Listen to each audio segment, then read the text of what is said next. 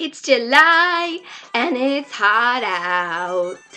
A couple weeks ago, I did a video that made your tongue work out. Now I'm going to make your brain kind of work out. I have a couple of things I want to do. This is kind of random, but I have 3 things I want to do. One are migraine questions. The second one is how the saying should go.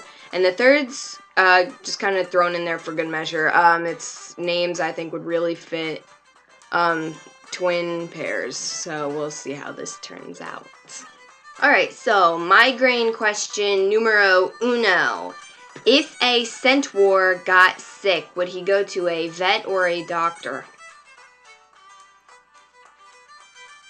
And the smart Alex says, neither. Centaurs don't exist in real life.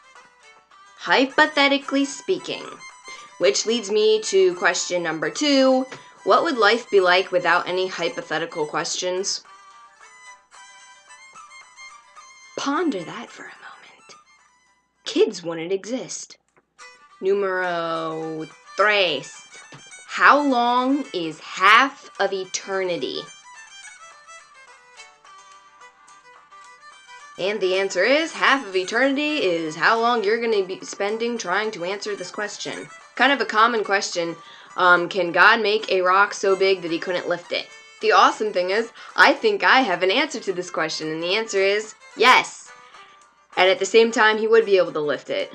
It's kind of illogically possible in our minds, but I'm like, the question is supposed to combat people who say God can do anything, so God can do anything, so he can pull off both. What would it be like to have deja vu about a time that you had deja vu? Wait, didn't I just ask that? What would happen if an unstoppable force hit an immovable object? The Earth would explode! And last but not least, if Pinocchio said, my nose will now grow, would it? Because if saying that was the truth, then his nose wouldn't grow, because his nose only grows when he tells a lie, but then that would make what he said a lie, and then his nose would have to grow, but then that would make it what it said the truth, and then his nose would have to retract, so if he said it would just go, I don't know. You figure it out.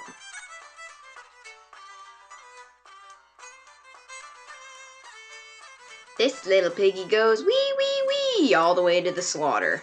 A bird in the hand was probably found dead in a bush. Expect the thing you usually wouldn't. Sticks and stones can break my bones, but names can break my heart. Don't bother the bee, and the bee usually won't bother you. Practice makes permanent. To err is human, but to completely screw things up, you need a computer.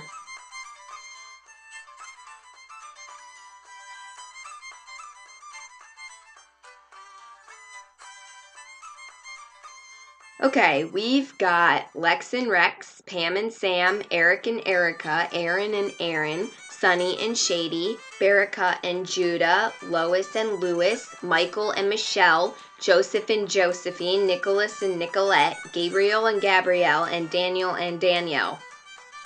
Sadly, I only have one for boy-boy identical twin, and that would be Isaac and Asher. I thought this was really cool because Isaac means laughter, and Asher means happy.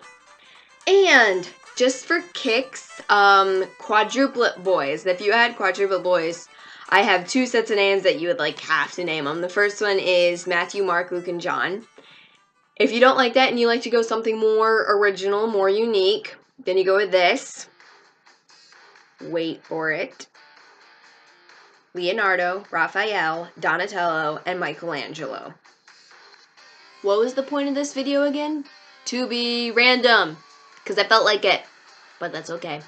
Alright, you know the drill. If you like the video, go ahead and share and promote it. Until next week, learn a little bit from every day, and I will see you next Tuesday.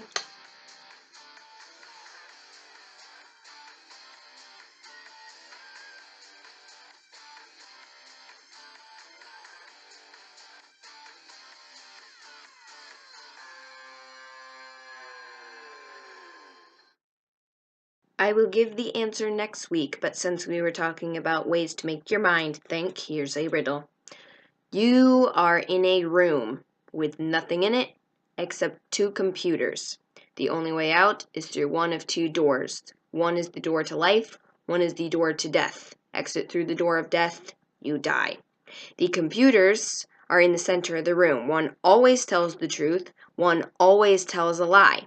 You are only permitted to ask one question to either computer, not to one each. What is that one question you can ask to guarantee your safety in knowing which is the door to death and which is the door to life? Good luck.